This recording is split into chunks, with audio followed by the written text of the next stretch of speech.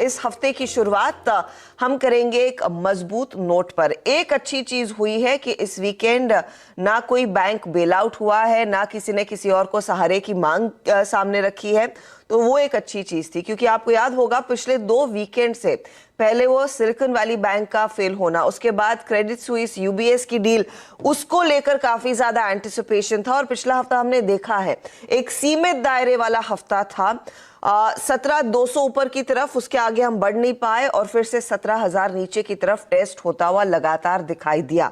लेकिन इस हफ्ते की शुरुआत हम थोड़ी सी पॉजिटिव नोट के साथ कर रहे हैं। जहां पर पिछला हफ्ता हम 16,945 पर छोड़कर गए थे, आज एसजीएक्स निफ्टी संकेत दे रहा है हम 17,000 के ऊपर एक बार फिर शुरुआत करते दिखाई देंगे, 120 पॉइंट ऊपर एसजीएक्स निफ्टी। अब ऐसा क्या हुआ फ्राइडे के सेशन में और उसके बाद किस तरह की स्टेटमेंट्स निकल कर आ रही, वो समझना जरूरी है। क्योंकि जब हम हमारे बाजार क्लोज कर रहे थे, वो डॉइचे बैंक वाला डर बैठता हुआ दिखाई दे रहा था, क्योंकि वहां पर क्रेडिट डिफॉल्ट स्वैप्स काफी स्पाइक कर रहे थे।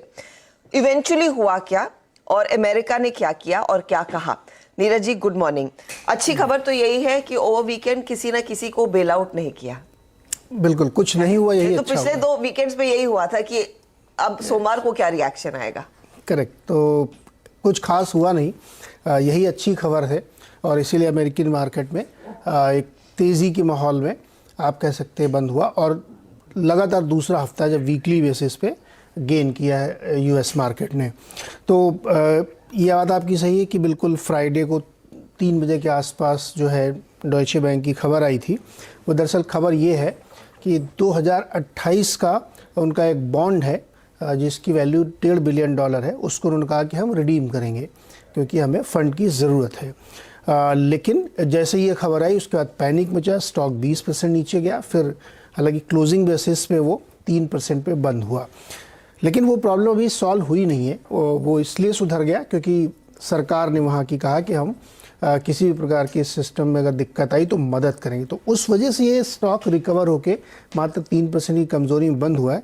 लेकिन स्टॉक 2 दिन में, 1 महीने में 20% कमज़ोर है, और 3 दिन में सीडीएस जिसको हम लोग बोलते हैं, क्रेडिट डिफ़ॉल्ट स्वैप, 300% ऊपर है डॉइचे बैंक का।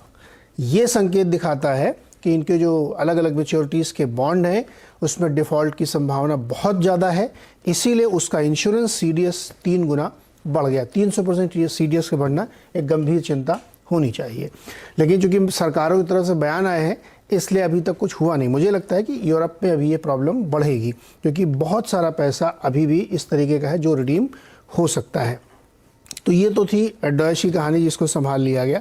आईएमएफ की चीफ ने भी साफ कहा है कि बैंकिंग क्राइसिस बढ़ रही है पूरी दुनिया में और सभी देशों को बहुत ज़्यादा विजिलेंट होना पड़ेगा, स्ट्रेस टेस्ट करते रहना पड़ेगा, वरना अचानक से कोई चीज़ निकल के आएगी और फिर किसी को पता नहीं चलेगा। ऐसा ही बयान बाइडेन ने भी दिया कि एफडीआईसी ज़रूरत पड़ी तो और बैंकों को मदद करने के लिए आएगी, लेकिन वो ये नहीं कह रहे हैं कि सारे डिपॉजिट को हम गारंटी दे रहे हैं। तो ये कुल मिला के एक तस्वीर बनी है। एक और डेटा आपके सामने में रख देता हूँ। जो यूएस के तमाम बैंक हैं उनको ये कहा गया था कि $164 बिलियन की क्रेडिट लाइन आपके लिए खोली गई है, आप ले लीजिएगा। उसमें से $100 बिलियन लिए जा चुके हैं। अब दूसरा मैं आपको फ्यूचरिस्टिक बात अभी बता देता हूँ। $1.5 ट्रिलियन का कमर्शियल रियल एस्टेट यूएस में 2 से 3 साल के अंदर मैच्योर हो रहा है, जो कि ऑलमोस्ट 0% या 0.25% पे लिया गया था।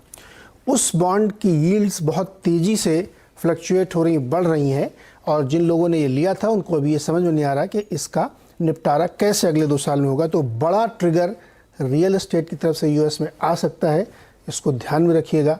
बहुत डिटेल में मैं एक यूट्यूब लिंक भी आज इस पर बनाऊंगा। तो ये एक बड़ी चिंता यूएस की तरफ से आने वाली है रियल एस्टेट की।